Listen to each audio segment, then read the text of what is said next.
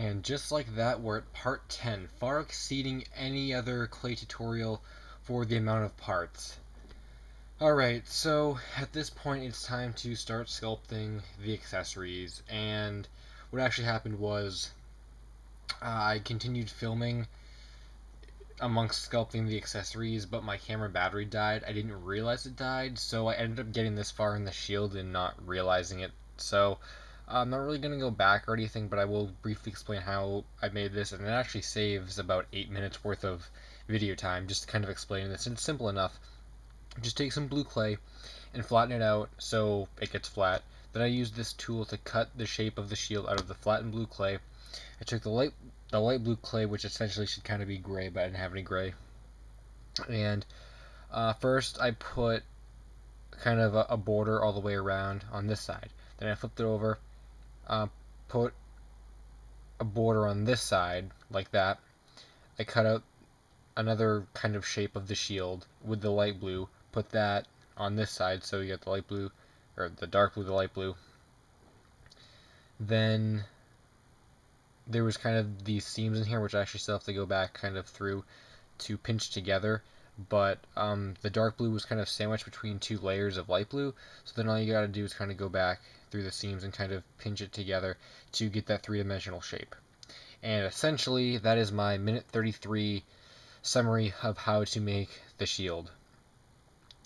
And I think it would kind of be in my best intention as well to kind of not show every single detail that goes into at least the shield here, and probably the sword holder and stuff too, because yeah, I said I was going to try and minimize a lot of the parts, and I don't know, just I feel like if I was to go through everything, it might be a little bit redundant and not needed, so I'll show a little bit at least. You probably don't even need to kind of start making these long kind of strips anymore, because it's just going to add a lot to kind of, you know, the depth of this. So you can kind of be the judge on what you want to do with that, but essentially we're going to need to add enough clay around to kind of create more of a border, you know, more of a noticeable border like Link's shield has. Let me get the artwork. You know how like this thick border around the front of the shield. So essentially we're going to do that all the way around, and again, just kind of follow the artwork. So we got it going on like this, you know, and flatten it like that so it looks right all the way around. Alright, once that's kind of done all the way around, once again, I'm going to take my toothpick kind of thing and just kind of poke some holes, I guess, based off of the artwork as to where they are in the shield, but just to kind of add kind of more of an effect, you know, around. So there's that. Like I said, I think it's actually in my best intentions to kind of bridge this and then come back, or you know, cut the clip and then come back and be like, so this is what it looks like. Essentially the rest is pretty easy. We're just gonna kind of make triangles and stuff as we've been making. Here's kind of the Triforce part of the shield. You know, the only thing I would really say for this part is be careful of the depth, because you don't want, you know, the components sticking too far out of the shield. And this is another reason why I think in certain regards painting clay is a tad bit more intuitive, because you could get detail like that on the shield and it wouldn't stick out. I know some of the stuff on Link's shield actually does stick out, but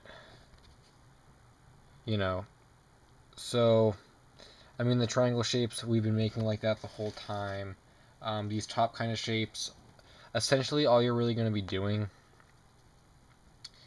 is rolling clay flat like this and then just kind of shaping it, you know, however best you can, however much time you want to take with it. And then there's the red kind of, you know, the red part. So again, the same thing. You can kind of just try to manipulate the clay in your hand to get the right shapes, or you know, go back and get more clay, add it to it, just to get that little crest, you know, type thing. So essentially, all you're going to be doing is using strips of clay and manipulating them to create the shapes, being careful of the depth. So all you really have to do is just go off of, you know, what Link's shield artwork looks like, pretty much. So I'm going to cut the video, finish making my shield, and then We'll get back to this. Alright, so here we are with the shield here. The only trouble I really had was trying to fit everything exactly in there. So that just might be the other pitfall to make note of is you're going to have to make each shape kind of, small so you can kind of fit everything in.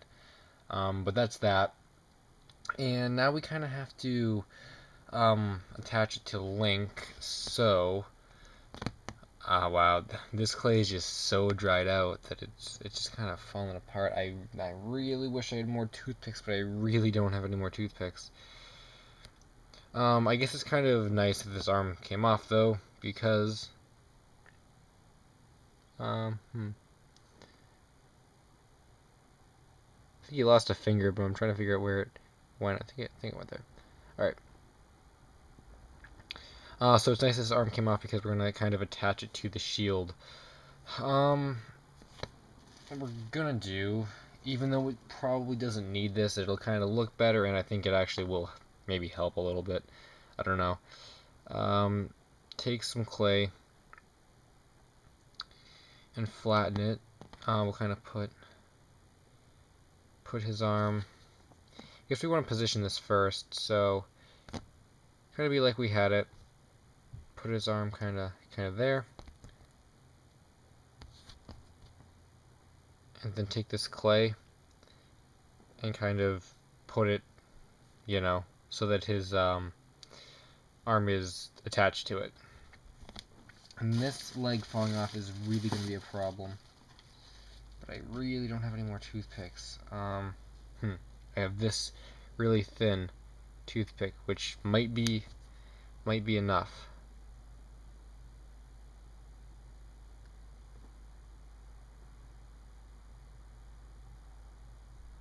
Alright. And I guess that little part of his finger that came off was actually his index finger. Yeah. Just like I said, this tutorial has taken me so long to do that even in bags, the clay just naturally kind of dried out. But that's what toothpicks are for, so. Alright, cool. Now that we got that, we can kind of put his arm back on.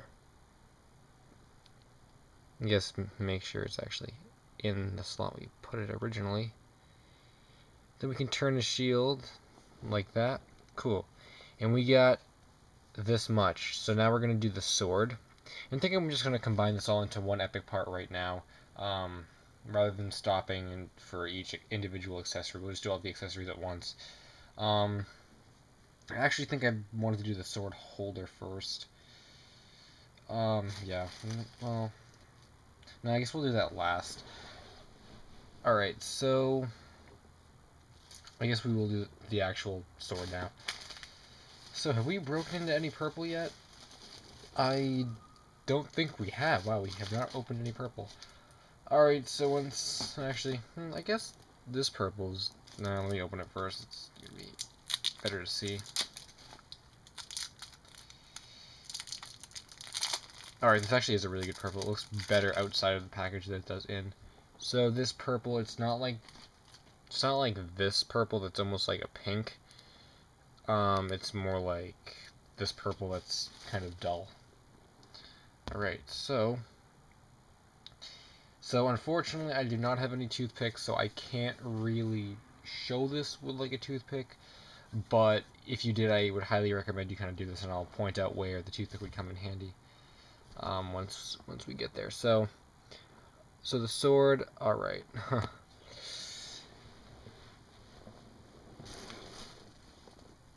Alright.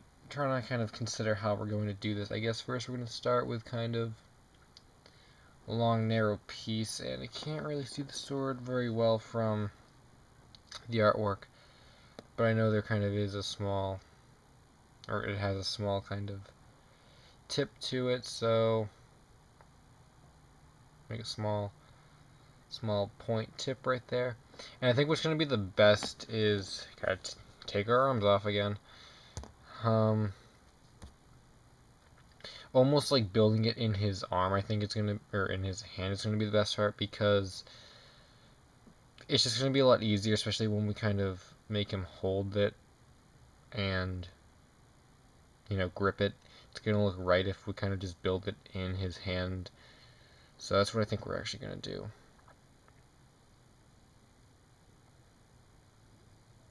So kind of just attach it in his hand like such. So we kind of got the handle down. Now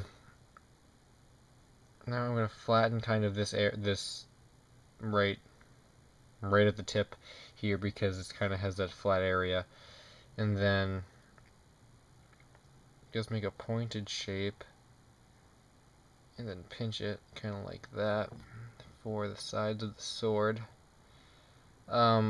Toothpicks would probably help at this point just to kind of give you, I guess, a base to kind of start. Down in the handle it might be a little bit better. But the blade part is really where I would recommend the toothpick because it kind of goes together so easily, which I'll kind of show once I get there. So I made the little holding piece. I don't really know I don't know the technical terms. And then you can kind of just either take your toothpick or something and just kind of make those little kind of riffs in them. Probably not necessarily the best way to do it. You could probably get a lot better if you kind of did it before you put them on, but that's what I got going. So now here's the sword part, and alright, I do some more of this blue. But I was gonna run out of this blue that we used for the shield and like his pants and stuff. So this is where this toothpick would be really helpful, and that's you kind of flatten the clay like this, and then you put a toothpick all the way across, and then you kind of pinch it around the toothpick, and it gets really kind of firm. And if you take off some clay at the end, the tip of the toothpick will be sticking out, and you'll be able to stick it right kind of in there, and you'll have a really firm kind of sword. So unfortunately I don't have toothpicks to kind of use, so I guess I'm gonna kind of keep what I just showed because it seems stiff enough, but I'm just gonna have to be a little bit more careful when attaching it and making sure it doesn't bend or anything. And there's actually a slight kind of indent down at the bottom here of his sword, and a toothpick would probably really come in handy for that because now it's even more compromised with the fact that down at the bottom here there's less than at the top, so now it's even more top heavy. Yay, of course it has to be. Make things difficult. I'm kind of just trying to sculpt this, and I'm trying to make it not too thin or thick.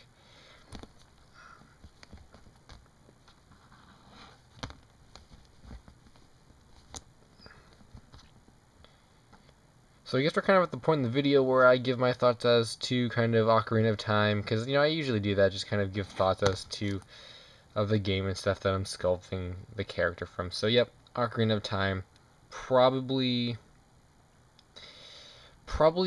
one of, if not my favorite Zelda game. Maybe just not just because of the hype that everybody thinks it's the best Zelda game, but I think that does play a part in it because the fact that the legacy and stuff, and the fact that since I played Ocarina of Time and stuff, I can kind of agree with that and be like, yeah, this is a really great Zelda game. The only close competitor I would say though is Wind Waker. That game was really, really good too, and as I talked about in my Wind Waker Chalk video, that game held a lot of memories because I didn't actually end up playing Ocarina of Time on the N64. I had it on the bonus disc that came with my GameCube. So Ocarina of Time was really good and stuff, but I think the only reason why Wind Waker would be a close competitor is probably because of that kind of nostalgia thing, because I remember playing through Wind Waker, and Ocarina of Time, that was the beginning of when I was first getting into Zelda. I didn't really know what Link was about and stuff, so but still, Ocarina of Time, I probably would prefer Ocarina of Time over Majora's Mask in certain aspects, but other aspects I would probably say Majora's Mask, because I consider, Ocarina of Time, Majora's Mask, and Wind Waker probably like my trifecta of Zelda games. I haven't really played any of the new ones. I don't really jump on Zelda games a whole lot, honestly. I don't know why, I just don't. Like the new one that's coming out, Link Between Worlds, which I don't know why people can't remember that title, but I don't know, it just seems like nobody can remember the title. But yeah, I don't know, not really too excited about that stuff, but the older stuff, yeah. And I feel like Skyward Sword I would have been into if I ended up actually buying it when it came out, but that was just it was so close to kind of when the Wii was dying, and the fact that you needed the Motion Plus, which I thought it raised the price of it like $10 extra. I'm just like, I don't want to pay $60 for a game, even though that's where all the generations are going now. But with that said, yeah. So ranting about prices for video games, Ocarina of Time is a very good Zelda game. And with that said, I'm gonna kind of attach this here, which again a toothpick would have helped severely. Small bit of yellow, small triangle to put right there on the sword. And again, I kind of want to apologize for this falling apart, but it's just the clay is just so dry. It's like I said, it's been like at least, wow, how long has it been? I want to say it's been at least a couple weeks, honestly. And I've already filmed, I think, I've already uploaded over like an hour of footage for this guy. Alright.